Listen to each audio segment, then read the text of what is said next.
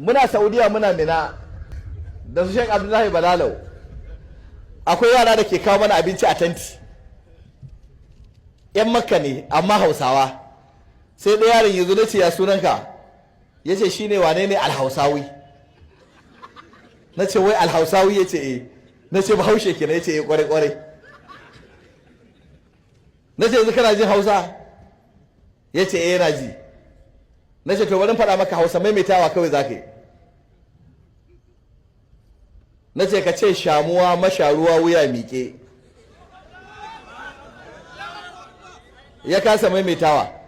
Na ce ka ce tsohuwa ta tsinke tsada ta tsotse bata san da tsutsa tsakar tsadar ba. Na ce maimaita ya gagar maimaitawa.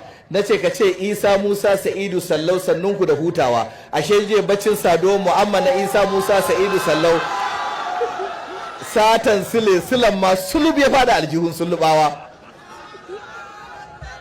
Ya ce kai ba zai iya wannan ba. Na ce ka ce na bi ta ba tsari, na ga tsara na tsare-tsare, na tsara maka kori tsare gun tsami yaran ga tsari samu.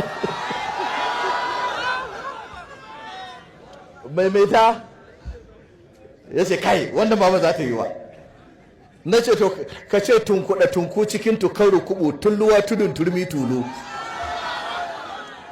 Ya ce ba zai iya ba. Na ce ka ce salamu alaikum matar ƙona-ƙota, maraba da bakon ƙona-ƙota, ƙona-ƙota yana gida, ƙona-ƙota ya je gona. To ke matar ƙona-ƙota ba ni makonin ƙone ƙotar ƙona-ƙota in ƙone ƙota ta, haba bakon ƙona-ƙota mai ƙonannen wayo, ko ni matar ƙona-ƙota ban ɗauki makonin ƙone ƙotar ƙona-ƙota na ƙone ƙota ta ba, sai kai bakon ƙona-ƙota mai ƙonannen wayo zan ɗauki makonin ƙone ƙotar ƙona-ƙota in ba ka ƙone ƙotar ka.